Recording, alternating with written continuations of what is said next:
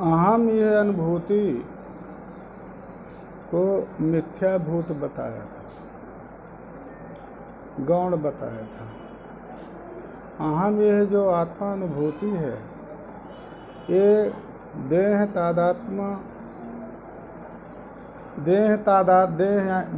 इंद्रियादि तादात्म्यपन्न होने के कारण मिथ्या है। उसको कह रहे हैं कि अहम अनुभूति जो है ये अहम यह जो आत्म प्रतीति है, इसमें देह आदि से आत्मा का भेद भी इसमें प्रतीत है। कैसे? योहम बाल्ये प्रतीन अनुभवम सो इदानीम अहम प्रतीन अनुभवामि। जो मैं बाल काल में बहुत सी बातें जो है जो भ्रांति इत्यादि में कही गई हैं, उसी की पंचपादिका है, पंचपादिका का व्याख्यान है। इसलिए अहम इस प्रतीति में देहादि से भेद कैसे प्रतीत हो गया, इसलिए उस युक्ति को लेना पड़ेगा। यो हम बाल्ये प्रतीन अनुभवम सो इदानीम अहम पौत्रान अनुभवामि। तो जो अहम प्रत्ययीभूत है, उसका प्रतिविज्ञान हो रहा है। बालकालीन और जठरकालीन अहम प्रतीति का विषय एक है। ये प्रतिविज्ञान से सिद्ध होता है। तो देह तो बालकालीन और जठरकालीन एक है नहीं, इंद्रियां है नहीं, अतः देह इंद्रियादि से अतिरिक्त कोई अहम प्रतीति का विषय है जो देहादि से व्यतिरिक्त है। इस पक्ष को लेकर के इतने में इन्होंने कह दिया। नहीं, अहम प्रतीति से भेद कैसे देहादि से प्रतीत हो गया, है ना? तो उसी को हमको प्रतिविज्ञान को लेना पड़ेगा। जो प्रतिविज्ञान है, वो प्रतिविज्ञान से देहादि से व्यतिरिक्त जो है अहम प्रतीतिभूत आत्मा सिद्ध होता है। तो इसलिए जब देहादि से व्यतिरिक्त आत्मा की प्रतीति होती है, तो जो व्यतिरेक है, जो भेद है, वो वस्तु स्वरूप है। ठीक है?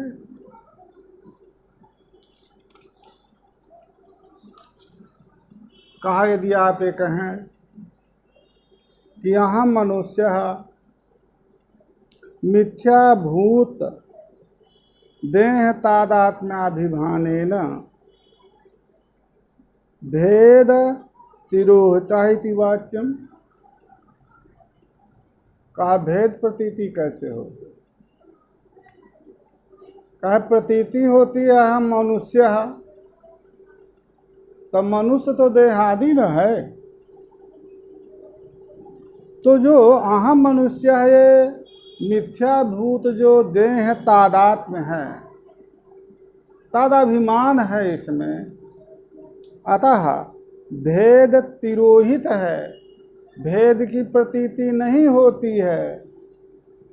इति वाच्यम न च वाच्यम, ऐसा आप नहीं कह सकते हैं,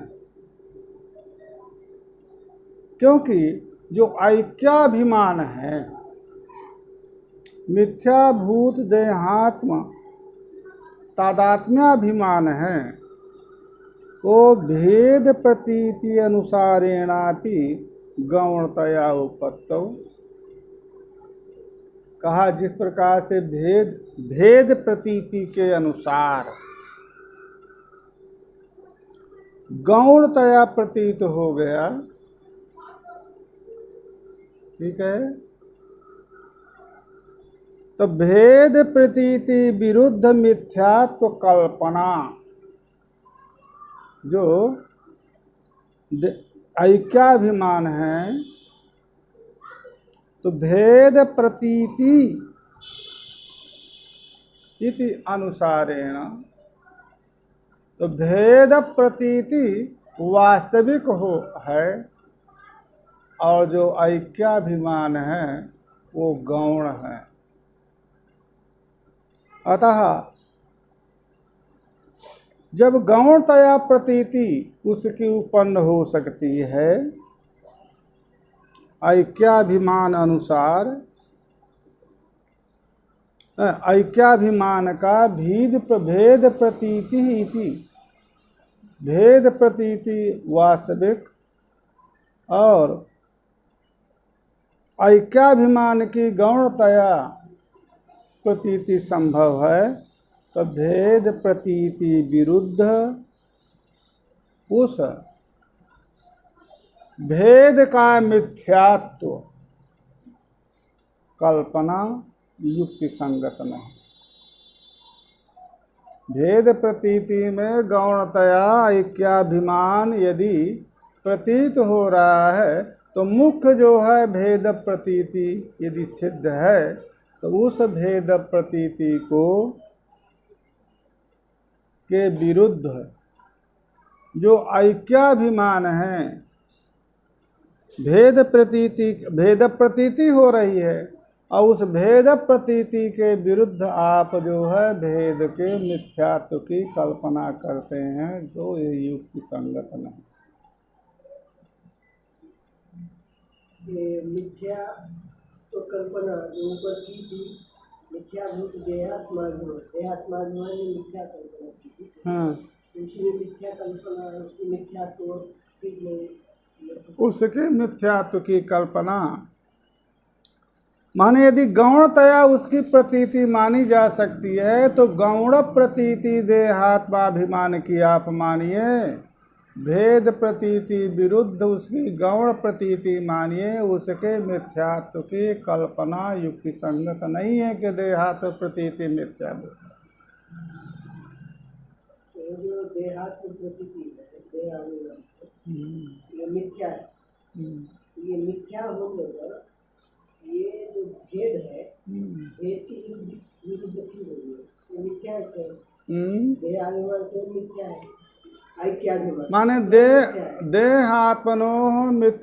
देहात्मनोः भेद सिद्धेपि यत्तादात्म प्रतीतिः तत्तादात्म प्रतीति मिथ्या। उसकी मिथ्या कैसे कह सकते हैं? क्योंकि भेद जहाँ पर सिद्ध होता है, भेद सिद्ध होने पर यदि समानाधिकृतत्व अभेद की सिद्धि जो होती है उसको गौण कहते हैं। गौण हो गया, पर वो मिथ्या होने पर वो भेद की विरुद्ध क्यों? अब वो मतलब ये सिद्धांति का ये अभिप्राय होगा कि ये ऐक्याभिमान मिथ्या है, तो मिथ्या होने पर वो देह बुद्धि भेद बुद्धि का विरुद्ध कैसे हो? देह भेद बुद्धि का विरोध कैसे करेगा? मिथ्याभिमान भेद प्रतीति विरुद्ध जो ऐक्य प्रतीति है, ऐक्य प्रतीति मिथ्या रूप है, तो उसको मिथ्या ना मान करके उसको गौणतया भी तो भेद विरुद्ध कह सकते हैं। गौण मानेंगे उसको, सब भेद की विरुद्ध नहीं होगी। हाँ, वो प्रतीति को देहात्म की प्रतीति को गौण मानेंगे तो वो भेद की विरुद्ध नहीं होगी, भेद के विरुद्ध नहीं होगी, मानेंगे तो विरुद्ध होगी, विरुद्ध होगी। यदि वो प्रतीति मिथ्या है, ऐक्याभिमान मिथ्या है, तो भेद का विरुद्ध कैसे होगा? तो स्वयं मिथ्या है। कौन? ऐक्याभिमान। हाँ, मिथ्या स्वयं मिथ्या है, वो भेद का विरुद्ध क्यों होगा? जो स्वयं मिथ्या होता है वो तो ऐक्य मतलब भेद का विरुद्ध नहीं होना चाहिए उसको, भेद का विरुद्ध नहीं होना चाहिए। जो स्वयं मिथ्या वस्तु है, रजत सुक्ति में प्रतीत होने वाला रजत स्वयं मिथ्या है, वो भेद का विरुद्ध नहीं होता है, भेद दिखाता है। मिथ्या है तो भेद दिखाता है, भेद का विरुद्ध नहीं होता है। सुक्ति में प्रतीत होने वाला जो रजत है वो मिथ्या है, मिथ्या होने से वो भेद का साधक होता है, भेद का बाधक नहीं होता। वाह रे वाह, जो मिथ्या है पदार्थ वो भेद का विरुद्ध है, भेद ज्ञान उसका निवर्तक है। वही पूछ रहा हूँ मैं, मिथ्या है इदम रजतम, जिसको इदम रजतम आप कह रहे हैं, पूर्ववर्ती का रजत तादात्म ये मिथ्याभूत है, और इदम ना रजतम ये भेद प्रतीति है। ये भेद प्रतीति मिथ्याभिमान की निवर्तक है, अतः उससे विरुद्ध हुआ कि नहीं हुआ? भेद भेद प्रतीति, वो भेद प्रतीति का विरोध विरोध विरुद्ध उसको कह रहे हैं ना, मिथ्याभिमान। हाँ, तो विरुद्ध कैसे होगा जब आपको तो विरोध माने किसका विरोध? रजत मिथ्या है, विरोध किसका कह रहे हैं? इसका भेद का। हाँ, भेद की प्रतीति। तो रजत में मिथ्या तो सिद्ध हो गया। हाँ। रजत मिथ्या है आपको। हाँ, ठीक है। सुक्ति में रजत है नहीं, हाँ। मिथ्या सिद्ध होगा। हाँ, तो वहाँ तो भेद ही सिद्ध होगा ना। कहाँ? सुक्ति रजत स्थल में यदि आपको पता चल रहा है नहीं ये रजत नहीं है, रजत मिथ्या है, तो वही भाई न, ये भेद उसका उसके इदम रजतम ये मिथ्याभूत रजत का निवर्तक है ना। अभेद का। तो वही अभेद कहिए, वही तादात्म्य रूप मिथ्या तो कहिए, कुछ भी कहिए। तो वही तो कह रहा हूँ मैं, जो मिथ्याभूत है, हाँ, ये ऐक्याद्वार मिथ्याभूत है, हाँ, वो है नहीं है। हाँ। तो वो भेद का विरोध कैसे करेगा? वही तो कह रहा हूँ। कौन भेद उनका, वो भेद का साधक हो रहा है ना। कौन भेद? मिथ्याभिमान, ऐक्याभिमान जो मिथ्या है वो भेद का साधक होगा ना। ऐक्याभिमान भेद का साधक है, वही कैसे? वही तो यहाँ कह रहे हैं, विरुद्ध होगा। वो ऐक्याभिमान जो है मिथ्या है, मिथ्या हो गया, मिथ्या सिद्ध हो गया। हाँ, तो भेद सिद्ध हो जाएगा उसमें। ऐक्याभिमान मिथ्या होगा तो भेद सिद्ध हो जाएगा। अरे ऐक्याभिमान मिथ्या है, उसका निवर्तक क्या है? भेद ना। तो विरुद्ध नहीं हुआ भेद से? अच्छा, भेद उसका निवर्तक। हाँ, भेद ऐक्याभिमान का निवर्तक है। तो इसलिए विरुद्ध हुए परस्पर ना। उधर से आए, उधर से तो ऐसे तो नहीं जा रहे हैं। नहीं, ये उसका जो मिथ्याभिमान है ये भेद का निवर्तक नहीं है। क्योंकि देखिए वो भेद को निवर्तक नहीं मान रहे। मिथ्याभिमान का, मिथ्याभिमान भेद का ये कह रहे हैं साधक, बाधक है। हाँ, उल्टा कह रहे हैं थोड़ा। जब वो भेद हो जाएगा तो मिथ्या हट जाएगा। हाँ, ये तो बात है, पर इधर से उल्टा चल रहा है थोड़ा। कैसे? मिथ्याभिमान है, मिथ्या जो ऐक्याभिमान है मिथ्या होगा। मिथ्या होगा तो वो भेद का विरुद्ध होगा। हाँ, भेद से विरुद्ध होगा। यदि गौण मानेंगे तो विरुद्ध नहीं होगा। हाँ, यही कह रहे हैं ना। हाँ। उल्टा चल रहा है, ऐसा आप जैसे बता दें वो तो ठीक है, चल रहा है। और ये थोड़ा इधर कह रहे हैं ऐक्याभिमान हो रहा है, इसलिए ऐक्याभिमान में भेद तिरोहित है। ऐक्याभिमान भेद का विरोधी मिथ्या होने, हाँ? ऐक्याभिमान मिथ्या होने पर भेद का विरोधी, ये कह रहे हैं। ऐक्याभिमान भेद का मिथ्या होने पर भेद का विरोधी है। हाँ, यदि गौण होगा तो भेद का विरोधी होगा। नहीं होगा। हाँ, तो ठीक है ना? ठीक है, यदि मिथ्या होगा तो वो विरोधी कैसे? भेद आओ, क्योंकि मिथ्याभिमान जो होता है उसका भेद निवर्तक होता है। ठीक है ना? और जो गौणाभिमान होता है वो गौण जो है भेद के रहने पर ही गौणाभिमान होता है। सिंहो मानव कहा तो भेद का निवर्तक नहीं होता है। वो भेद बताता है। तो इसलिए यदि आप इसको देहाभिमान को गौण मान लेंगे, जैसे सिंहो मानव कहा, तो सिंह और मानव के भेद का निवर्तक नहीं होगा, भेद तिरोहित नहीं होगा, क्योंकि गौणाभिमान भेद का निवर्तक नहीं। गौणाभिमान भेद उसका गौणाभिमान में, गौण प्रतीति में भेद साधक होता है। भेद गौणाभिमान का निवर्तक नहीं होता। तो इसलिए मिथ्याभिमान, मिथ्याभिमान का भेद निवर्तक है, इसलिए उससे विरुद्ध होगा। मिथ्याभिमान भेद का, मिथ्याभिमान का भेद निवर्तक है। तो उधर से आ रहे हैं ना, यही से चलिए ना। आप क्या, जैसे कि उधर से आ रहे हैं भेद जो है भेद मिथ्याभिमान का निवर्तक है। इधर से चलिए ना, मिथ्याभिमान हाँ भेद का निवर्तक होता है। हाँ, तो मिथ्याभिमान जब रहता है तो भेद नहीं प्रतीत होता है। मिथ्याभिमान रहता है तो माने इदम और रजत में इदम तादात्म्य पद इदम रजतम में इदम और रजत का भेद प्रतीत नहीं होता है। और जब भेद प्रतीत होता है तो इदम रजत का तादात्म्य प्रतीत नहीं होता। तो मिथ्याभिमान यदि आप मानेंगे इसको देह तादात्म्याभिमान को, तब तो ये भेद का विरोधी होगा। भेद इसका निवर्तक है, इसके प्रतीति काल में भेद प्रतीत नहीं होता है। यदि आप गौणाभिमान मानेंगे इसको, तब भेद का निवर्तक गौण अभिमान माने गौण वृत्ति से जायमान जो ज्ञान है वो निवर्तक नहीं।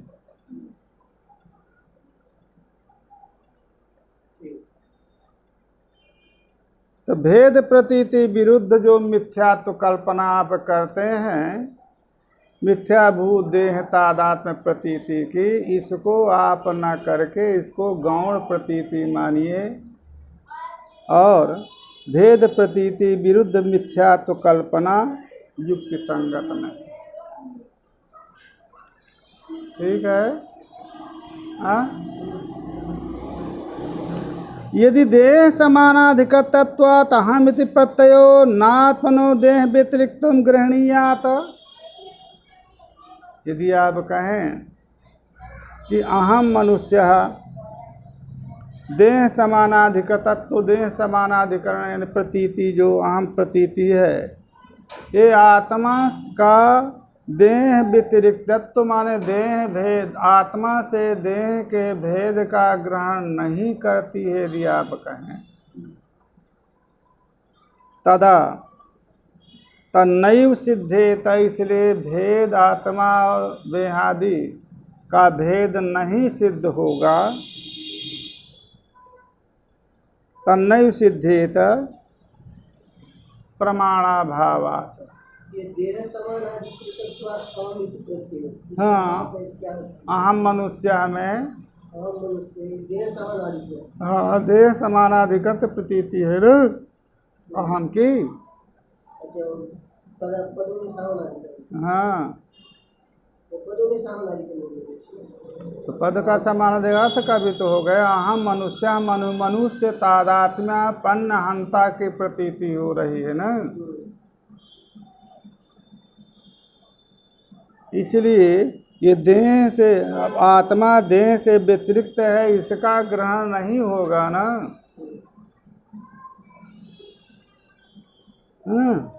तदा तन्नैव सिद्धेत प्रमाणाभावात्। कहा ऐसा है, तन्नैव सिद्धेत गृह्णीयात् तदा तन्नैव सिद्धेत। कहा यही बताइए,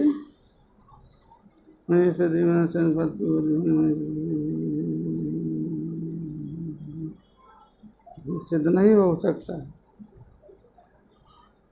कहा क्योंकि इसमें कोई अन्य प्रमाण नहीं है। देह से व्यतिरिक्त आत्मा की सिद्धि में ये जो अहम मनुष्य ये प्रतीति है, देह समानाधिकतत्व प्रतीति है, इसमें आत्मा का देह से व्यतिरिक्तत्व माने भेद तो सिद्ध ने, भेद का ग्रहण किया नहीं इस प्रतीति ने। इस प्रतीति ने तो देह तादात्म्यापन्नात्मक आत्म विषयक प्रतीति है। देह व्यतिरिक्त आत्म प्रतीति भी, आत्म प्रतीति तो ये है नहीं, है ना। अतः जो आत्मा का देह से भेद है वो सिद्ध नहीं होगा। अन्य कोई प्रमाण नहीं है आत्मा से देह के भेद की सिद्धि के लिए। तो कहा ठीक है। तो तब तो आपके पक्ष में भी जब कोई प्रमाण नहीं हुआ तो आत्मा से देह का भेद तो आपके यहाँ सिद्ध ही नहीं हुआ।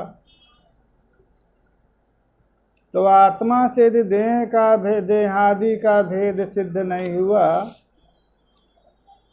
तो अहम तादात्म्यापन्न ही आत्म प्रतीति को आपको प्रमाण मानना पड़ेगा। तो ये प्रतीति ही मिथ्याभूत नहीं होगी। ठीक है, दोनों पक्ष में लगाइए। तन्ना सिद्धे, तब भी तो देहात प्रतीति मिथ्या नहीं सिद्ध होगी, क्योंकि यदि आप इस प्रतीति को वास्तविक मान लिया, भेद प्रतीत, इससे भेद का प्रत्यय नहीं हुआ, देह तादात्म्यापन्न प्रतीति ही ये हो गई, वास्तविक प्रमाण प्रतीति हो गई, तब भी तो मिथ्यात्व का नहीं हुआ इसका। इस प्रतीति, ये प्रतीति जो है भ्रमात्मिका नहीं हुई ना, क्योंकि इसकी प्रतीति अन्य कोई प्रमाण हो जिस प्रमाण से इस प्रतीति को आप मिथ्या सिद्ध करें। जैसे इदम रहतम, इस प्रतीति को मिथ्यात्व के लिए नेदम रहतम, इयम सुक्ति इत्यादि प्रतीतियाँ इस प्रतीति के मिथ्यात्व की साधक हैं। यहाँ पर अहम प्रतीति को देह से व्यतिरिक्त आत्म प्रतीति नहीं हुई, ठीक है, नहीं हुई, तब भी तो मिथ्यात्व उसका नहीं सिद्ध होगा। क्यों?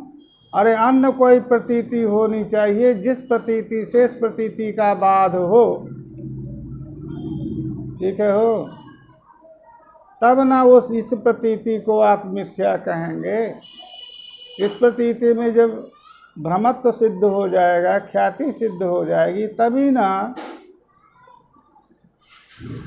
अन्य प्रमाण के द्वारा, तभी ना ये प्रतीति मिथ्या होगी, ये विषय मिथ्या होगा। ठीक है?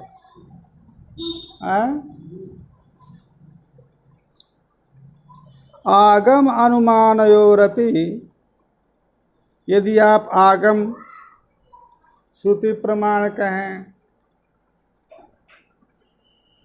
सत्यम ज्ञानम अनंतम ब्रह्म सदैव सोमिदम अग्रे आसीत नेह नानास्ति किंचन इत्यादि, यदि आगम को अहम मनुष्य इस प्रतीति का बाधक माने,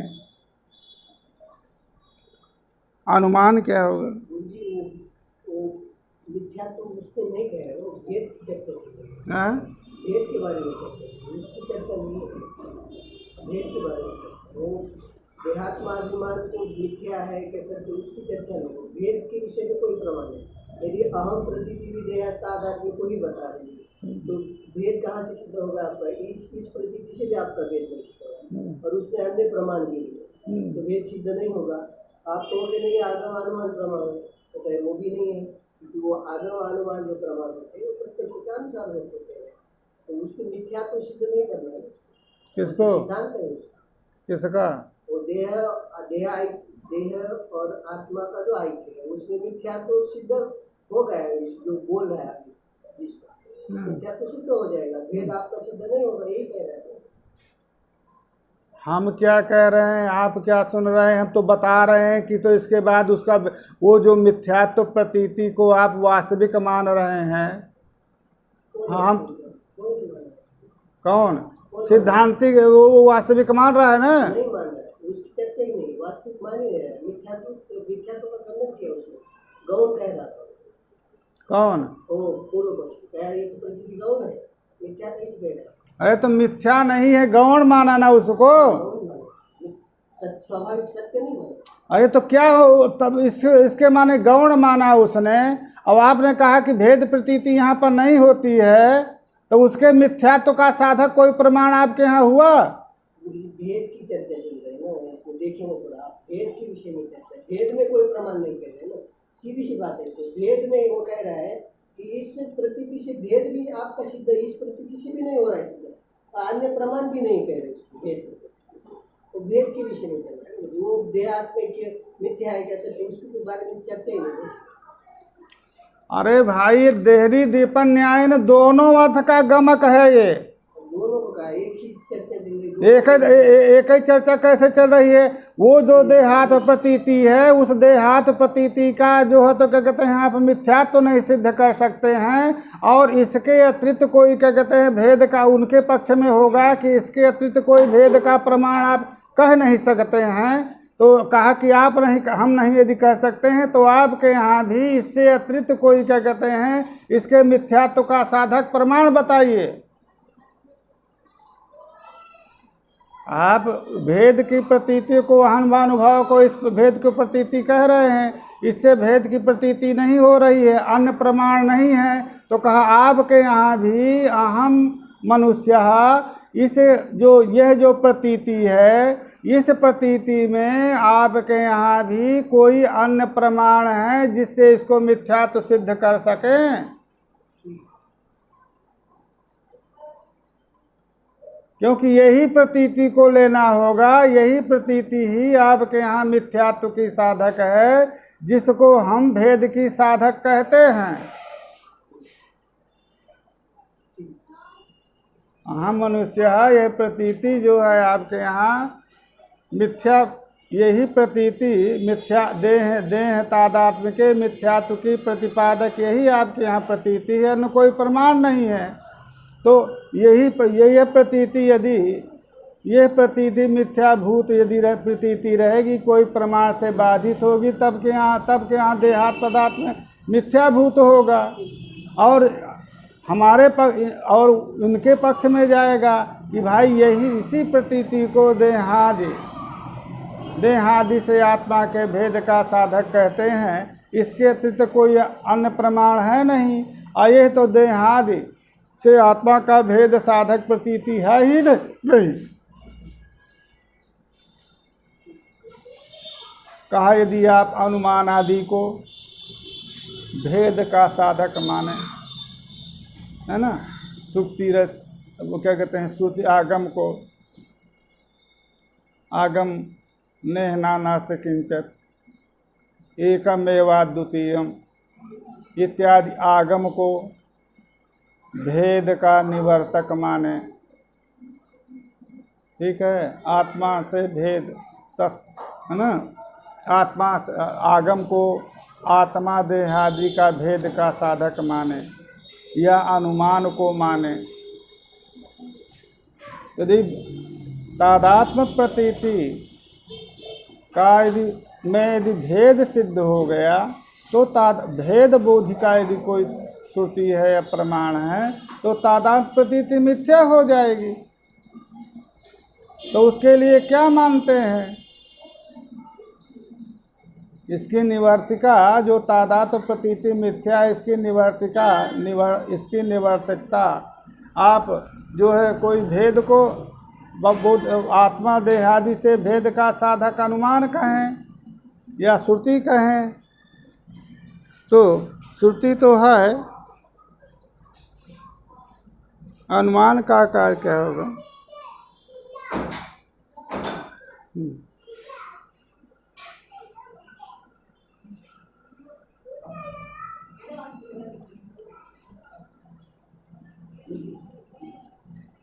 अहम प्रतीति, अनुमान कर लो, अहम प्रतीति देहादि व्यतिरिक्त आत्मबोधिका, ठीक है।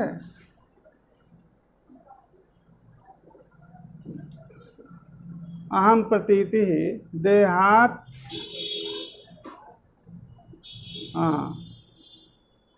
सो योहम बाले प्रतीन अनुभवम सोहम वार्धक्य प्रतीन अनुभवाम इति प्रतिभिज्ञानात्।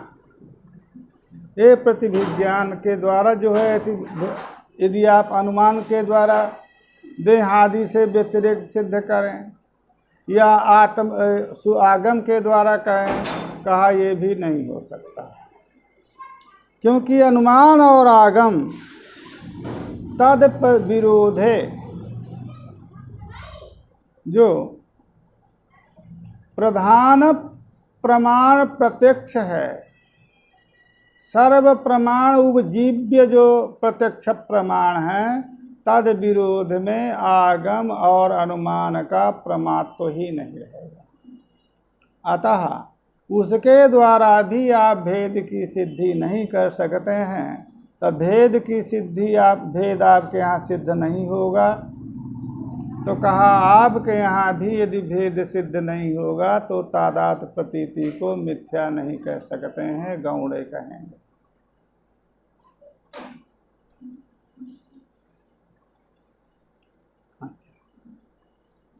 न च अहम प्रत्ययस्य द्विचंद्रादिबोधवन मिथ्यात्वात् अविरोधा इति वाच्यम।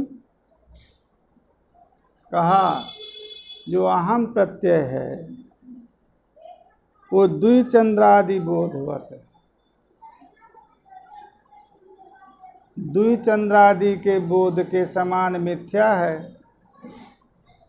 इसलिए विरुद्ध नहीं है। मिथ्या हो गई अहम प्रतीति तो भेद प्रतीति के विरुद्ध नहीं होगी। तब कह रहे हैं कि ये आप द्विचंद्रादि जो प्रत्यक्ष प्रतीति है वो मिथ्या प्रतीति है। इसलिए अहम जो ये प्रतीति है, अहम मनुष्य है प्रतीति, मिथ्या होने के कारण भेद के विरुद्ध नहीं है। अहम प्रतीति में भेद भी प्रतीत होता है। अतः अहम प्रतीति में भेद भी प्रतीत होता है।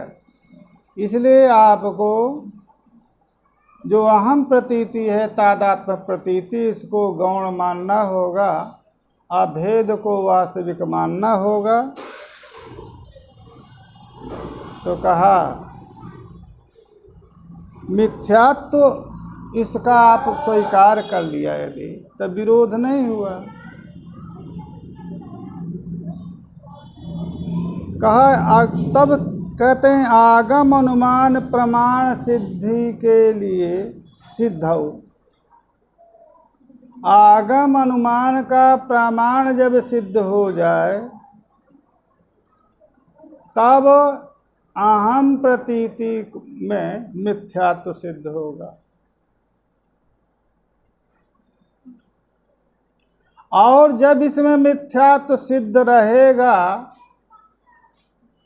तभी जो आगम और अनुमान है वो आगम अनुमान के द्वारा तद व्यतिरिक्तत्व सिद्ध होगा। तन मिथ्यात्वे च इतर प्रमाणमिति, माने अनुमान आगम के प्रमाण सिद्ध हो जाने पर उसका मिथ्यात्व सिद्ध होगा।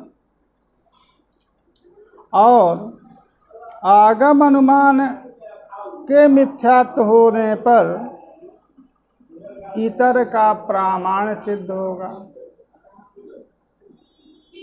अतः परस्पर अनुन्यासय होगा।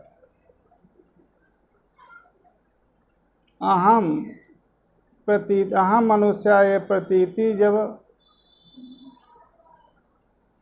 जो यदि अन्य अनुमान की सिद्धि हो जाए तो वहाँ अन्य अनुमानों के द्वारा, अनुमान आगम आदि प्रमाणों के द्वारा अहम मनुष्य ये देहात प्रतीति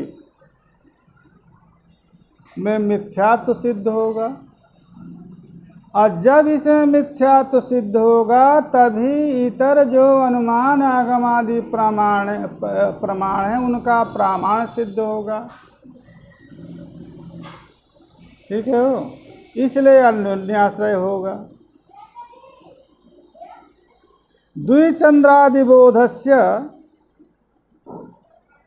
प्रमाण बलाबल चिंतायाः प्रागेव झटित बाध्यत्वा तद मिथ्यात्व सिद्ध। द्विचंद्रादि जो आप दृष्टांत दे रहे हैं तो वहां पर प्रमाण बलाबल चिंता, एकश्चंद्र इति ज्ञानस्य प्रामाण्यम। चंद्रद्वयम इति ज्ञानस्य वा प्रामाण्यम। कस्य प्रामाण्यस्य बलम, तो प्रमाण बलाबल जो चिंता है उसके पूर्व में ही झटित द्विचंद्रत्व बाध्य होने के कारण उसका मिथ्यात्व सिद्ध है। परंतु महामनुष्य यह जो प्रतीति है इसका मिथ्यात्व इस प्रकार से नहीं है। इसके मिथ्यात्व सिद्ध होने पर ही नहीं, प्रमाण अनुमान प्रमाण की जब सिद्धि होगी तब इसका मिथ्यात्व होगा। परंतु अनुमान आगम अनुमान प्रमाण की भी सिद्धि इसके मिथ्यात्व से ही होती है। अत्र तो प्रमाण बलाबल चिंतायाम असंजात विरोधितया अहम प्रत्यय बलियन। यहाँ पर प्रमाण के बलाबल चिंता में कोई विरोधिता है नहीं, असंजात विरोधित है। अहम मनुष्य, यहाँ पर यह प्रतीति प्रमा है कि भ्रम है, अस्य प्रतीते है बलत्वमस्ति नावा। इस चिंता में कोई उस काल में विरोध उत्पन्न ही नहीं है। अतः अहम प्रत्यय ही बलवान होगा न। अहम मनुष्य ये प्रत्यय ही बलवान। तद विरुद्ध जो आगम और अनुमान के द्वारा भेद की आप सिद्धि कर रहे हैं, वो भेद की सिद्धि अनुमान आगम के द्वारा नहीं होगी, क्योंकि अहम प्रतीति ही बलवान है। अब भेद की सिद्धि रहे तब आप अहम मनुष्य इसको आप गौण कह सकते हैं, मिथ्या नहीं मान सकते हैं। तस्माद् अहम प्रत्यय नैव देह व्यतिरिक्त सिद्धौ मनुष्यत्वाभिमानो गौणः इति न सिद्धेत। इसलिए अहम प्रत्यय के द्वारा देह व्यतिरिक्तत्व सिद्ध हो जाने पर मनुष्याभिमान को गौण, इसलिए मनुष्याभिमान जो है सा गौणः।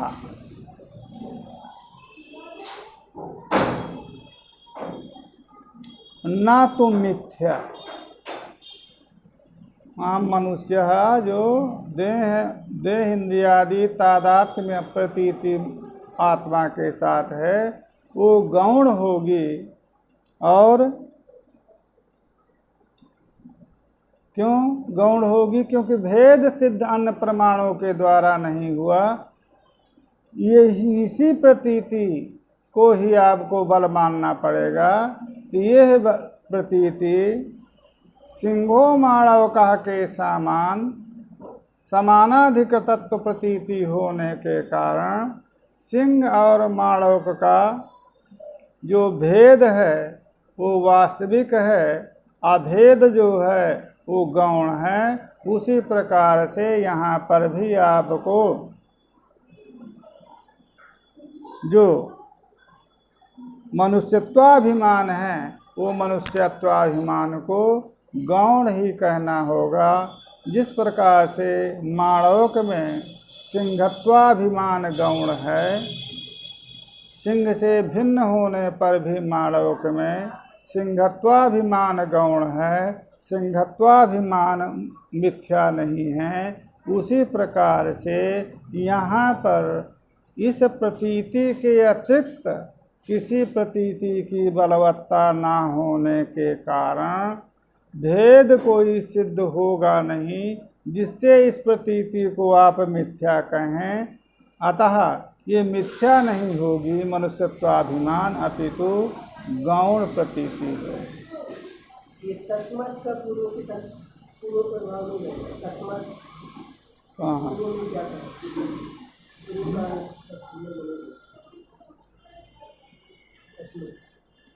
का कह क्या नहीं हुआ?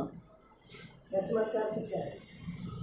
यस्मात् आगम प्रमाण आगम इतर प्रामाण्यम नास्ति। इसमें भेद नहीं, हैं? इसमें भेद नहीं क्या है? माने इस प्रतीति के विरुद्ध कोई बलवान प्रमाण नहीं है। यही प्रतीति अहम प्रतीति ही बलवती हुई। अन्य कोई प्रतीति यदि होती, कोई अन्य प्रतीति होती, इस प्रतीति में देह तादात्म्य प्रतीति में मिथ्यात्व की साधक यदि अन्य कोई प्रमाण होता। पूर्व में देखा है ना, पूर्व में क्या था? अत्र तो प्रमाण वाला चिंतायाम असंजात विरोधितया अहम प्रत्ययो बलिया। हाँ अहम प्रतीति बलवान। हाँ। यानी कि तद विरुद्धाभ्याम आगम अनुमानाभ्याम, तद विरुद्ध जो आगम और अनुमान के द्वारा हाँ देह व्यतिरिक्तत्व न सिद्ध, देह व्यतिरिक्तत्व उसमें सिद्ध नहीं हुआ। मतलब देह अहम प्रतीति में देह का आत्मा काय के ही सिद्ध होगा। हाँ। मिथ्या काय के ही सिद्ध होगा। हाँ ये आता है ना। हाँ देह तादात नहीं सिद्ध, देह अतिरिक्त और देह और आत्मा का भेद सिद्ध नहीं होगा। एक हाँ, देह हाँ। में सिद्ध। हाँ तस्मात् हाँ अहम प्रत्यय ने वह देह व्यतिरिक्तत्व सिद्ध हो। हाँ। तो फिर कह रहे हैं अहम प्रत्यय से ही देह। माने इससे यही बलवान प्रतीति हो गई, यही बलवान प्रमाण हो गया।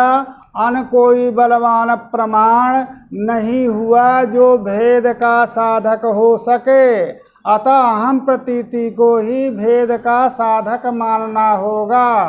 तो वो तो पीछे तो कहा ना कि देह व्यतिरिक्तत्व न सिद्ध है। ये जो बलवान प्रतीति है आगे में क्या है, वो देह व्यतिरिक्तत्व को सिद्ध नहीं करेगी। नहीं है तो पहले तो कह दिया ना। फिर तस्मात् करके ऐसा कैसे करें? पहले क्या करें? आपके मतलब ये प्रतीति बलवान है, किसमें? देह तादात्म्य में बलवान है, इसी में ये बलवान है। यही तो कहा ना। तो उसके विरुद्ध जो आगम और अनुमान है हाँ। वो देह व्यतिरिक्त को सिद्ध नहीं करते। नहीं करेंगे। तो ये प्रतीति ही सिद्ध करेगा। यही प्रतीति ही भेद की साधक है। देह इंद्रियादि भेद की, आत्मा का भेद की साधक है ना। तो जिस प्रकार से सिंहो मानव का यह प्रतीति सिंह और मानव की भेद, सिंह और मानव के वास्तविक भेद को सिद्ध करते हुए अभेद का गौण अभेद की बोधिका है, उसी प्रकार से अहम मनुष्य इस प्रतीति को ही। तो ये क्या मिथ्याभूत प्रतीति हो गई या फिर मिथ्याभूत का है कि लोग कह रहा है गौण प्रतीति हो गई। गौण प्रतीति? सिंहो मानव का में जो भेद है वो वास्तविक है। हम सिंहो मानव का यह प्रतीति सिंह और मानव के भेद की बोधिका होते हुए अभेद गौण अभेद का बोधिका है। माने सिंहत्व गौण सिंहत्व की बोधिका है। यहाँ पर भी इसी प्रतीति को यदि अन्य कोई प्रतीति होती जो भेद की साधिका होती, तो भेद की साधिका होने पर तादात्म्य प्रतीति की बाधिका होती इनके मत में। तो तादात्म्य प्रतीति के यदि बाधिका होती तब इस प्रतीति में मिथ्यात्व, आप देह तादात्म्य मिथ्यात्व सिद्ध करते। कोई अन्य प्रतीति है नहीं। अतः जो देहात्म प्रतीति है उसको गौण मान करके और देह और आत्मा का भेद इसको सिद्धि मानना पड़ेगा। देहात प्रतीति को मिथ्या नहीं कहना होगा। यहाँ तक ये जो है प्रश्न को लाया। नैतत्सारम कहा ये जो आपने कहा है इस कथन में कोई तात्विकता नहीं, नैतत्सारं मन नैतत्तात्विकम्। किम अर्थता देह व्यतिरिक्तात्म विषयो अहम प्रत्ययः किम प्रतिभासतः किम देह व्यतिरिक्तात्म विषय अहम प्रत्ययः किम अर्थतः किम हुआ प्रतिभासतः। दो पक्ष हुए। ये जो अहम प्रतीति है, अहम मनुष्य है जो प्रतीति है, इसमें अर्थतः देह व्यतिरिक्त विषय का अहम प्रत्यय होता है। माने अहम प्रत्यय में अर्थतः देह व्यतिरेक सिद्ध होता है। देहादि व्यतिरेक माने देहादि भेद आत्मा में सिद्ध होता है, अथवा प्रतिभास से प्रतिभासित हो। अर्थता सिद्ध है यदि प्रतिभासता सिद्ध है। ठीक है।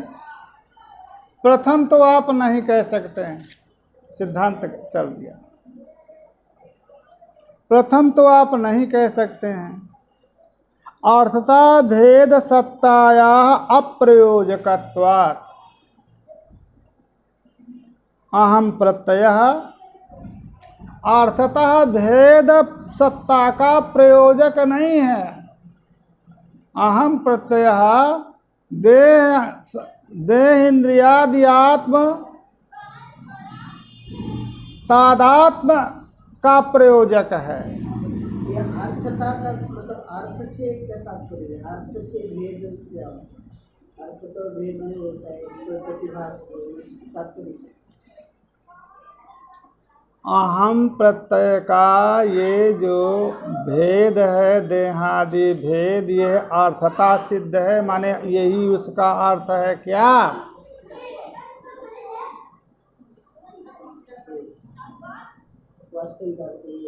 अच्छा, अर्थ जो है प्रयोजक होता है, विषय जो है प्रयोजक होता है। किसका? ज्ञान का। प्रत्यक्ष ज्ञान है। अहम मनुष्य ये प्रत्यक्ष ज्ञान है। तो प्रत्यक्ष ज्ञान का विषय प्रयोजक होता है। तो यदि ये भेद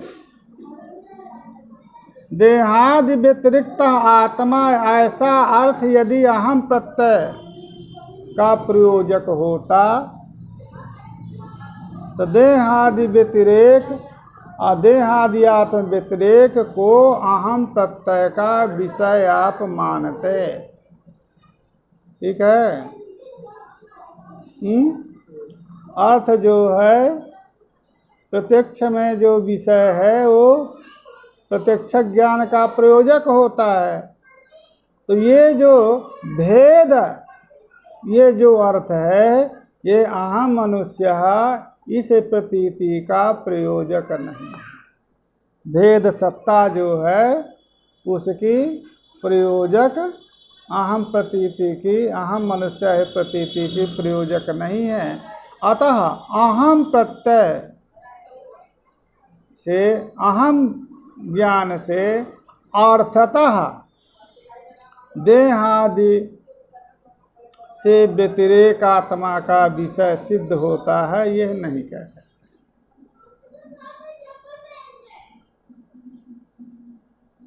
ठीक है।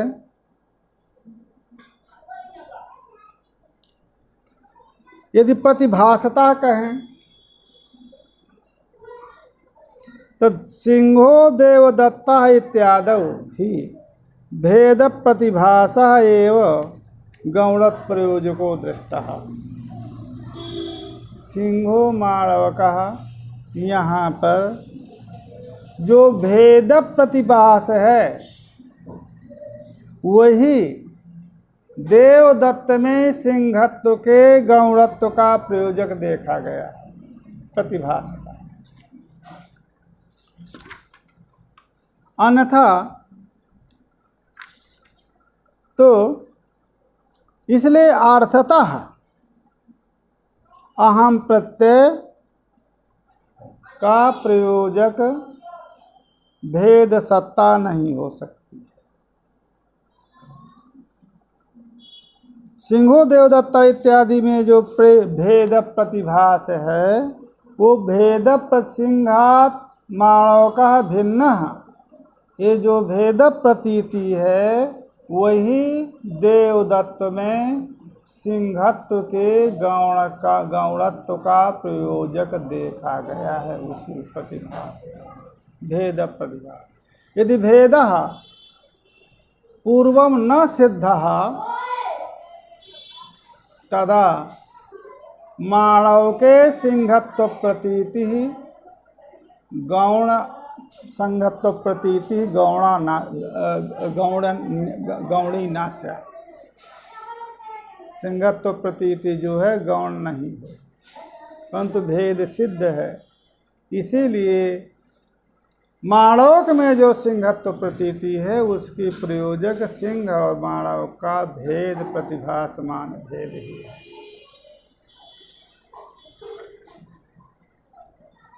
यदि भेद प्रतीति को गौणत्व का प्रयोजक ना मानते तो इदम रयतम इत्यतो, यदि आप अर्थतः भेद स्वीकार करते, भेद प्रतिभास को यदि आप गौणत्व का प्रयोजक नहीं मानते तो इदम रजतम यहाँ पर अर्थतः भेद सिद्ध है ना। अर्थ रूपेण जो है भेद सिद्ध है। तो गौण एवं व्यवहार स्यात्, तो गौण व्यवहार ही होगा ना भ्रांतः, जो भ्रांत व्यवहार सब लोग इसको मानते हैं। तो भेद प्रतिभास जो है वो भेद प्रतिभास को ही गौण व्यवहार का प्रयोजक मानना होगा। भेद सत्ता को गौणत्व व्यवहार का प्रयोजक नहीं स्वीकार करना होगा। कोई भी इदम रयतम इस प्रतीति में, इस प्रतीति को गौण नहीं कहता है, कोई मिथ्या कहता है, भ्रांति कहता है। इसलिए भेद की सत्ता ही, अर्थता सिद्ध भेद की सत्ता ही देह आदि व्यतिरिक्त तत्व का साधक हो, ऐसा आप नहीं कह सकते हैं, क्योंकि भेद का प्रतिभास ही गौणत्व का व्यवहार का प्रयोजक होता है।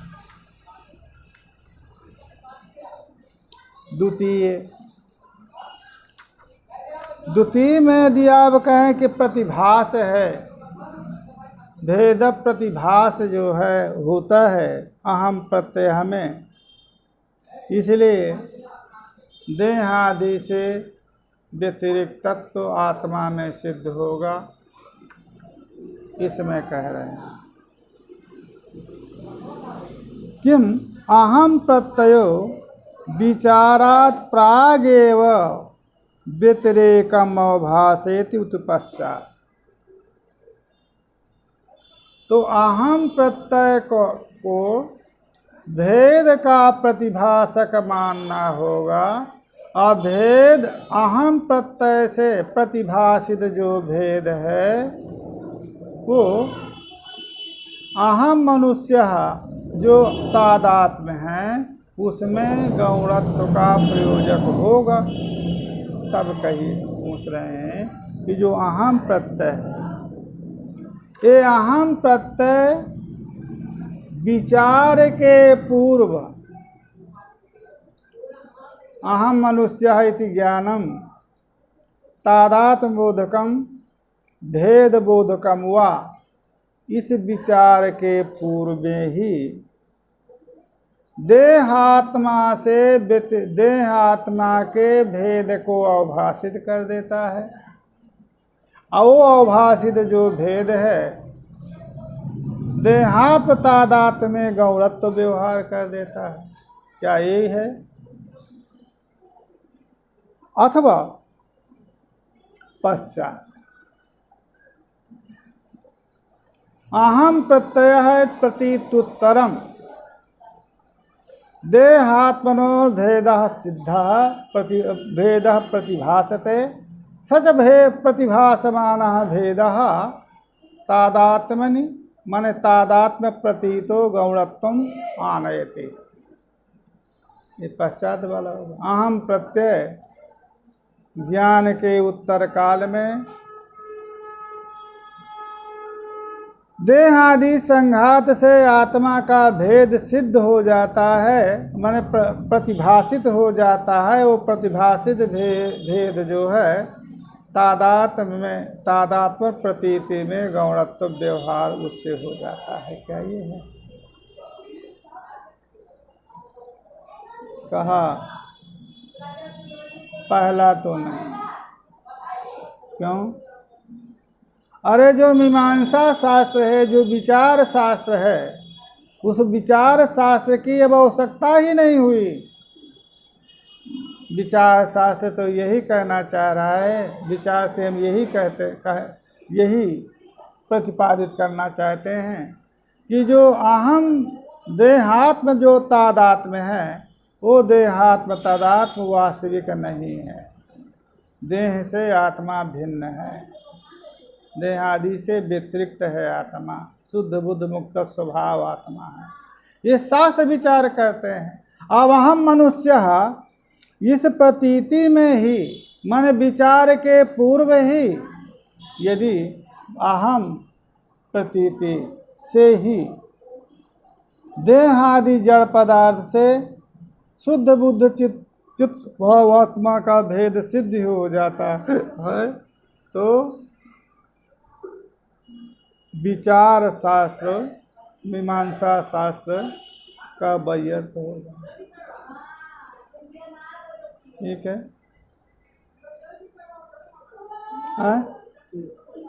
द्वितीय यदि आप कहें कि अहम प्रतीति के उत्तर काल में देहादि से आत्मा का भेद अवभाषित हो जाता है। अवभाषित जो भेद है वो तादात में गौणत्व व्यवहार कर देता है, तो ये भी नहीं कह सकते।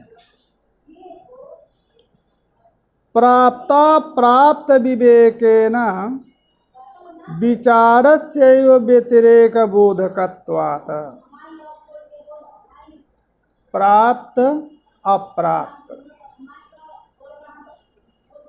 प्राप्तम तादात्म्यम, अप्राप्तम भेदः। तो किम तादात्म्यमेव वास्तविकम भेदः व वास्तविकम। इस विवेक के द्वारा विचारस्य व्यतिरेक बोधकत्वात्, विचार ही व्यतिरेक का भेद का बोधक है। अतः अहम प्रत्यय जो है ये वेद का बोधक नहीं होगा, अपितु प्राप्त विवेक के द्वारा जो विचार है, जो मीमांसा है, वो मीमांसा ही भेद की बोधिका होगी। तो अहम प्रत्यय का भेदावभास में कोई कारणता नहीं है कि अहम प्रत्यय के बाद भेद का अभास होता है, क्योंकि अहम प्रत्यय से प्राप्त है तादात्म्य, अप्राप्त है भेद। तो तादात्म्यम एवं वास्तविकम भेदः व वास्तविकः। यह जब विवेक हम करेंगे तो विचार के द्वारा ही व्यतिरेक का माने भेद की सिद्धि होती है। अहम प्रत्यय के पश्चात स्वतः नहीं हो जाती। इसलिए अहम प्रत्यय पश्चात भी भेद का अवभाषक नहीं। ननु विचारो नाम युक्त्वनुसंधानम न युक्ति स्वातंत्र ज्ञान जन्य किंतु प्रमाणानुग्राहिका सति व्यतिरिक्तात्म विषयत्व अहम प्रत्यय से प्रमाण से विवेचयति। कहे भैया विचार क्या चीज? विचार का नाम है युक्ति, अनुसंधान का नाम विचार है। और जो युक्ति है, यो युक्ति स्वातंत्र ज्ञान की जनक नहीं होती है, अपितु प्रमाण अनुग्राहिका हो करके ही व्यतिरिक्त आत्म विषयत्व अहम प्रत्यय से, तो अहम प्रत्ययस्य व्यतिरिक्त आत्म विषयत्व अहम प्रत्ययस्य प्रमाणस्य व्यतिरिक्त आत्म विषयत्व विवेचयति। कहा प्रमाणानुग्राहिका होती है, तो उसमें प्रमाण अहम प्रत्यय ही है। ऐसा अहम प्रत्यय प्रमाणानुग्राहिका हो करके जो युक्ति है वो अहम प्रत्यय जो प्रमाण है उसको व्यतिरिक्त आत्म विषयत्व जो का विवेक जो है युक्ति करती है। इससे क्या सिद्ध हुआ कि अहम प्रत्यय के उत्तर में देहादि संघात से आत्मभेद जो है वो सिद्ध होता है, और जो विचार है वो विचार जो है युक्ति है, वो अहम प्रत्यय इस प्रमाण अनुसंगत है, इस प्रमाण की अनुग्राहिका है। कोई न कोई प्रमाण होगा जिस प्रमाण को अनुग्रहित करके ही युक्ति किसी अर्थ की प्रतिपादिका बोधिका हो सकती है। कहा यह कथन आपका गलत है कि युक्ति जो है स्वातंत्र ज्ञान की जनक नहीं होती है, प्रमाणानुग्राहिका हो करके ही युक्ति किसी अर्थ की विवेचिका होती है। मयूं किम युक्तिर विषय विशेषे प्रमाणम नियमयति एतावदेव त्वया गृहीतव्यम नाधिकम नापि न्यूनम किम वह स्वतः सिद्धे विषये ग्रहणाय प्रवत्तस्य प्रमाणस्य प्रसक्तम प्रतिबंधम निरस्यति। कहा आप जो ये कह रहे हैं कि युक्ति स्वातंत्रेण ज्ञान जनक नहीं होती है, अपितु प्रमाणानुग्राहिका हो करके ही प्रमाण से सिद्ध अर्थ की विवेचक होती है। कहा आपसे हम पूछ रहे हैं कि आप ये बताइए, युक्ति विषय विशेषे प्रमाणम नियमयति,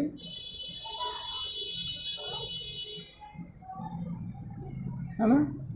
एतद प्रमाणम एतद विषयकमेव भवतु, यह युक्ति के द्वारा प्रमाण का नियमन होता है। इसलिए प्रमाणानुगृहित हो करके प्रमाण का विवेक कराती है, जो आप कहना चाह रहे हैं। हाँ, नियमयति एतावत्त्वया गृहीतव्यम, क्या उसका रूप है? एतावत्त्वया गृहीतव्यम नाधिकम नापि न्यूनम। एतेन प्रमाणेन एतदेव ज्ञातव्यम न एतदतिरिक्तम न एतद न्यूनम इति।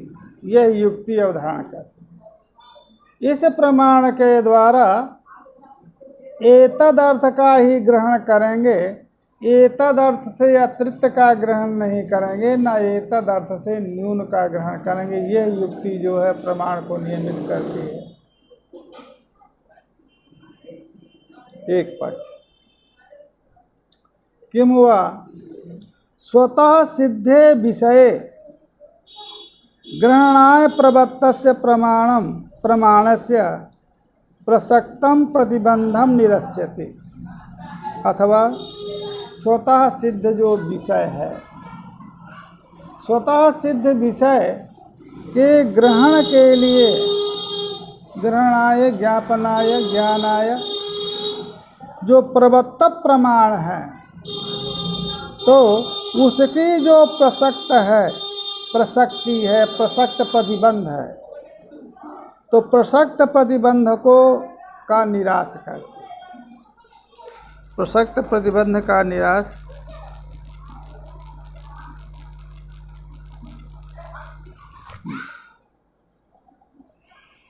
उसमें कोई प्रतिबंध आ रहा है, ठीक है। सिद्ध विषय ग्रहण के लिए जो प्रवत्त प्रमाण है, उसमें कोई प्रतिबंध प्रसक्त हो गया है। उस प्रसक्त प्रतिबंध का युक्ति के द्वारा निराश होता है और प्रमाण जो है वो प्रमाण अपने विषय को प्रकाशित कर देता है।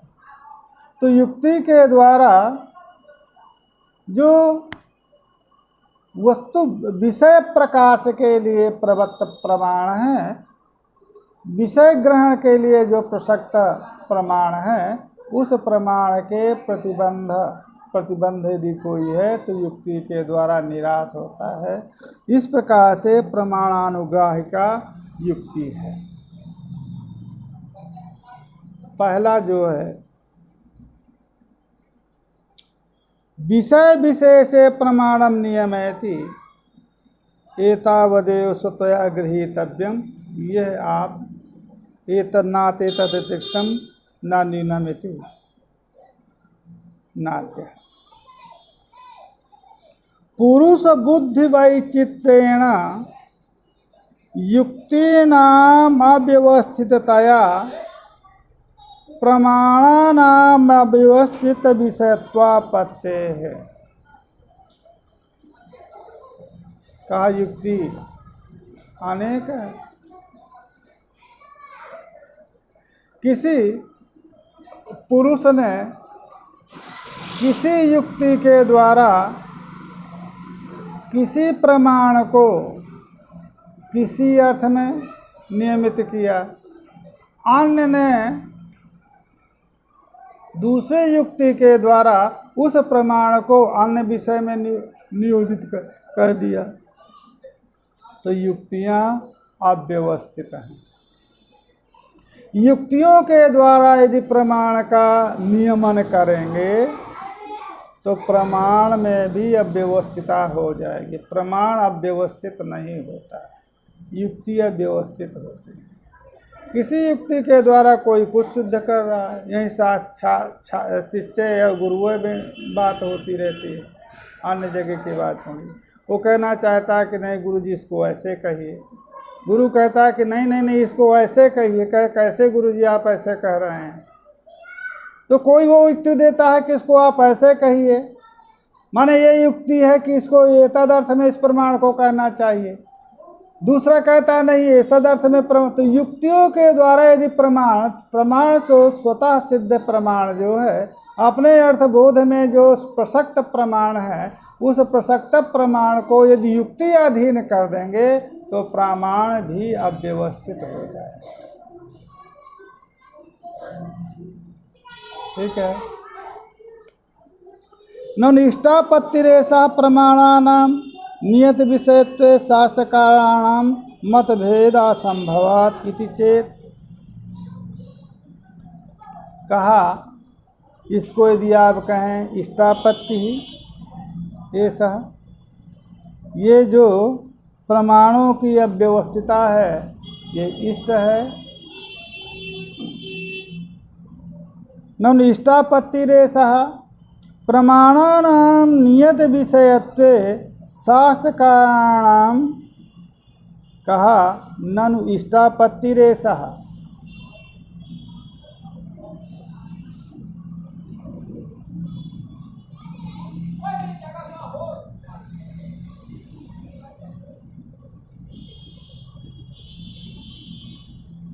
ननु इष्टापत्ति न तो इष्टापत्ति ननु इष्टापत्ति, इसका खंडन।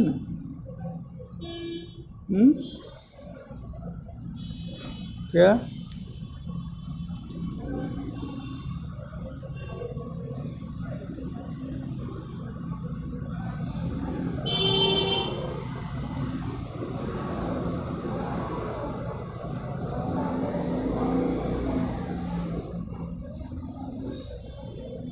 ठीक है, कहा ये तो जो आप प्रमाणों की अव्यवस्थिति है ये इष्ट ही है।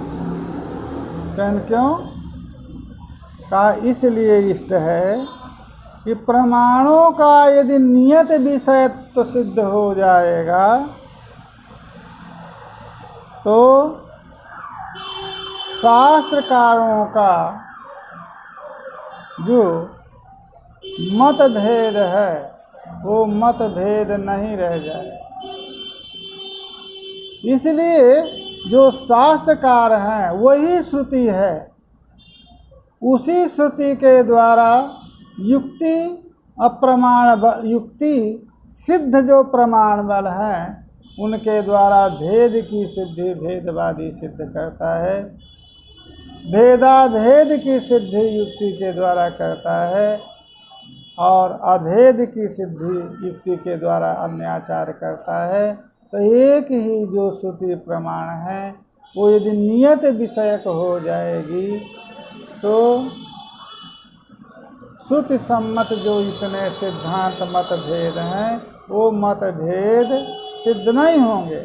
अतः जो युक्ति है वो युक्ति प्रमाण भेद की प्रयोजिका है और आचार्य गण उसी एक ही आगम प्रमाण को लेकर के अनेक मतों का प्रतिपादन करते हैं इति चेत। इसलिए युक्ति के द्वारा व्यवस्थिता प्रमाणों की इष्ट है हमको, ऐसा भी आप नहीं कह सकते। चेतना विरुद्ध स्थले स्वमतम एवं प्रमाणिकम नान्यतिथि सर्वै अंगीकारात्।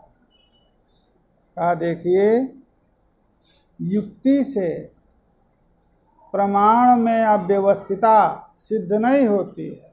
कहाँ जहाँ पर विरुद्ध स्थल है वहाँ स्वमत को ही प्रमाणिक मानते हैं, अन्य मत को प्रमाणिक नहीं मानते हैं। ये सभी स्वीकार कर रहे हैं। तो यदि युक्ति के द्वारा प्रमाण की अव्यवस्थिता हो जाए तो मदीय मतमेव प्रामाणिकम नान्यद मतमिति न कैसिदपि अंगीक्रियेत। किसी के द्वारा अंगीकार ऐसा नहीं किया जा सकता है। अव्यवस्थित विषयत्वे तो जब अव्यवस्थित विषय को मान लेंगे युक्ति के द्वारा प्रमाणों को तो परमतान्यपि प्रमाणिकत्वेन आदर्तव्यम, क्योंकि उनकी युक्ति है, उनकी युक्ति से प्रमाण नियमित हो रहा है। तो पर की जो युक्ति है उस पर युक्ति को भी प्रमाणिकत्वेन आदर करना होगा, है ना। इसमें तो कहीं पर वही नहीं, कहाँ पर रोकें इसको। चलो हैं चलिए। न च प्रबल युक्तीनां बह्वीनां प्रमाण नियामकत्वं वाच्यम। कहा हम ऐसा कहेंगे कि जो प्रबल युक्ति है, बहुत सी प्रबल युक्तियां जिसमें होंगी, जिस पक्ष के नियामकता में प्रमाण की नियामक बहुत सी युक्तियां होंगी, वही उसी अर्थ में प्रमाण को नियमित माना जाएगा। एतदेव त्वया ज्ञातव्यम नान्यतिथि इति वाच्यम न च वाच्यम। न ही सहस्रमपि युक्तया सकल शास्त्राभिमत बुद्धि प्रभवा अपि चक्षुषा शब्दा विषयत्वम साधे संपादेहु रूप विषयत्वम वा निरका। देखिए हजारों युक्तियां आ जाए तो जो सकल शास्त्राभिमत बुद्धि प्रभवा अपि युक्तयः, सकल शास्त्राभिमत जो बुद्धि हैं उनसे प्रभूत जो युक्तियां हैं वो युक्तियां भी चक्षु को शब्द विषय चक्षुषा शब्दा विषयत्व है कि शब्द विषयत्व है?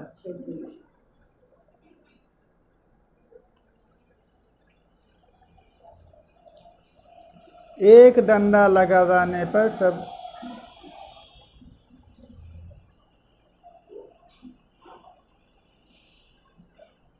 जो प्रूफ देखने वाले थे गुरुजी हमारे देखे नहीं, अब उनको कुछ ज्ञाते नहीं। कहा सकल शास्त्राभिमत बुद्धि से प्रभूत जो युक्तियां हैं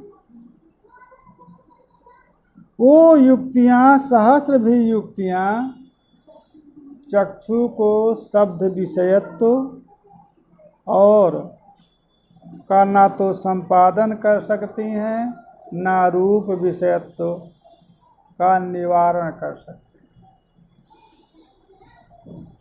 ठीक है, अन्य शास्त्रों में अभिमत जो बुद्धियां उन बुद्धियों के द्वारा ही युक्तियों का यदि कोई अनुसंधान करता है हजारों युक्तियों का, तो चक्षु का जो रूप विषयत्व है, रूप ज्ञापकत्व है, रूप प्रकाशकत्व है, उसका निवारण युक्तियां नहीं कर सकती हैं। और जो उसका विषय शब्द नहीं है उसका शब्द को विषयत शब्द को चक्षु विषयत्व भी संपादन नहीं कर सकते। द्वितीय कल्प कहाँ था इसमें? हाँ, द्वितीय था हो स्वतः सिद्धे विषय ग्रहणाय प्रवृत्तस्य प्रमाणस्य प्रसक्तम प्रतिबद्धम निरस्यते युक्ति। ठीक है ना? ना द्वितीय द्वितीय तो किमहं प्रत्यय से देहादि प्रतियोगिकात् भेदोपि स्वतः सिद्धः विषयः किम आत्मात्रम। अब देखिए अहम प्रत्यय में देहादि प्रतियोगिक जो आत्म भेद है वो सिद्ध है, सिद्धे विषय उसके ग्रहण के लिए प्रवृत्त है अहम प्रत्यय जो एक प्रमाण, उसमें जो प्रतिबंध है उसकी निवृत्ति के लिए आप जो है युक्ति का अनुसंधान करेंगे, विचार करेंगे। तो आप बताइए कि अहम प्रत्यय का देह व्यतिरिक्त भेद स्वतः सिद्ध विषय है अथवा क्या आत्मात्र विषय है? यदि आद्यम पहला मानते हैं अहम प्रदेहादि प्रतियोगिकात् भेदः आदे लौकायतिकस्य प्राकृतानांच विवेकः प्रसज्येत। यदि पहला मानते हैं लौकायतिक जो चार वाक है और जो प्राकृतवादी हैं वो प्राकृतवादी और चारवाक क्या मानते हैं? देह आत्मा, देहातिरिक्त लौकायतिका नास्तिका। और तो उनके यहाँ आत्मा अहम प्रत्यय ही आत्मा और देह का भेद का साधक हो गया। अब उनके सिद्धांत के निवृत्ति के लिए कोई आवश्यकता ही नहीं होगी। अब उनका सिद्धांत का अहम प्रत्यय तो सबको होता है। और वही यदि आत्मा देहादि और आत्मा का भेद साधक हो गया तो देह एवं आत्मा प्राकृतों का विवेक प्रसज्जित हो जाएगा, विविक्त ज्ञान हो ही जाएगा। तो उनका देह को आत्मा मानने वालों का सिद्धांत ही नहीं प्रबल होगा, क्योंकि अहम प्रत्यय तो उनको होता ही। यदि आप कहें तेषां शास्त्रीय युक्ति भी प्रतिबंधा निरसनात् अविवेकः, कहा यदि आप कहें कि नहीं नहीं यही तो बात है, अहम जो ये प्रत्यय है, इस अहम प्रत्यय से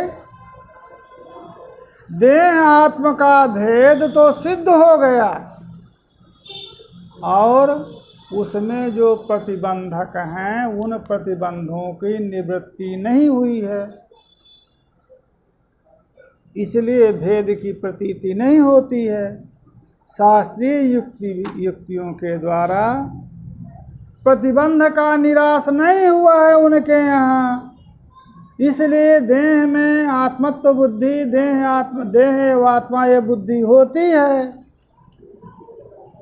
अब ये कहा तथापि शास्त्राभिज्ञेन त्वया न कदाचिदपि देहाद् व्यतिरिक्तोऽहमिति प्रत्येतुं वक्तुं वा शक्येत। तब तो भैया वो शास्त्रीय युक्तियों के द्वारा उनके यहाँ प्रतिबंध का निराश नहीं हुआ, इसलिए देह आत्मा का भेद नहीं सिद्ध हुआ। तो आप तो शास्त्राभिज्ञ हैं, तो कदाचित अभी देहादि व्यतिरिक्तो अहमिति प्रत्येतुं वक्तुं वा शक्येत। तुम्हारे द्वारा भी किसी काल में देहादि व्यतिरिक्त अहम ये न प्रत्यय होता है और न ऐसी प्रतीति होगी, क्योंकि आप तो शास्त्राभिज्ञ हैं। तो शास्त्राभिज्ञ हैं युक्ति के द्वारा, तो देहा व्यतिरिक्तो अहम ये प्रत्येतुं वा न शास्त्राभिज्ञेन त्वया कदाचिदपि किसी काल में भी तो क्या होगा?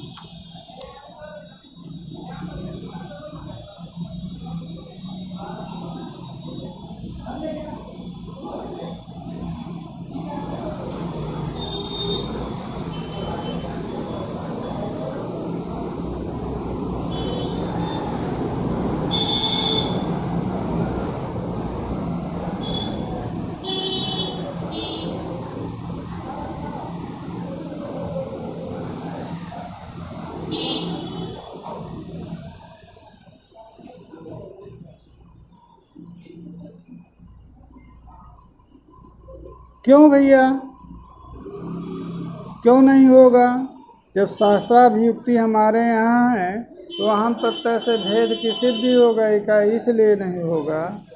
अहम यह प्रत्यय का अहम प्रत्यय और देहादि व्यतिरिक्ता अहम यह प्रत्यय देहादि व्यतिरिक्तो अहम ये कथन संगत क्यों नहीं होगा? कहन इसलिए क्या अहम इसी के द्वारा जब भेद कह दिया गया ना, ठीक है, तो देहादि व्यतिरिक्तो हम यह प्रतीति और देहादि व्यतिरिक्तो हम यह कथन पुनरुक्त हो गया। अहम प्रत्यय के द्वारा ही आपको भेद तो प्रतीत हो गया। हाँ, पौनरुक्त प्रसंगात एक पक्ष। दूसरा, यदि अहम प्रत्यय आत्मात्र विषय है ना, देहादि प्रतियोगिक देहादि अनियोगिक आत्म प्रतियोगिक भेद बोधक अहम प्रत्यय नहीं है, आत्मात्र विषय है, तरहि सुखेन युक्तयः अहम प्रत्ययस्य आत्मग्रहणे प्रसक्तं प्रतिबंधम निरस्यन्तु नैतावता अहम प्रत्ययस्य देहादि विषयत्वम अनुभूयमानम अपारोधुम शक्यम्। तब जब अहम प्रत्यय का विषय आत्मा मात्र है, तो उस अहम प्रत्यय का विषय जो आत्मा है, उसके बोध में जो प्रवत्त अहम प्रत्यक्ष प्रमाण है, उस प्रत्यक्ष प्रमाण में जो समागत प्रतिबंध हैं, उनके निराश के लिए हेतु युक्तियाँ आएंगी। तब तो सुखपूर्वक जो युक्तियाँ हैं, आत्म प्रत्यय अहम प्रत्यय को आत्मग्रह में प्रसक्त जो प्रतिबंध है, उनका निराश करेंगी।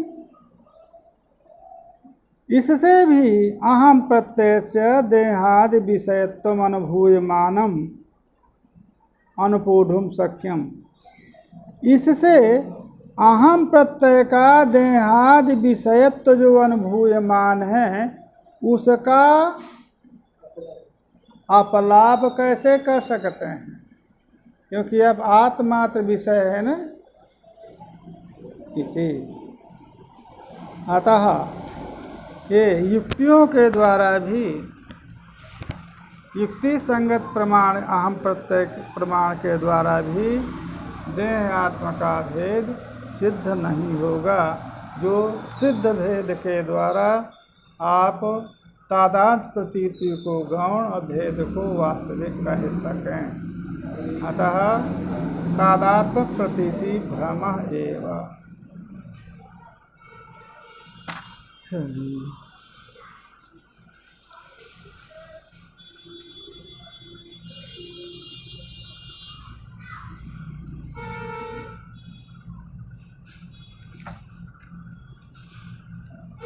ये विषय कल के लिए थोड़ा रह गया। इसके बाद प्रत्येगात्मा में अध्यास हो सकती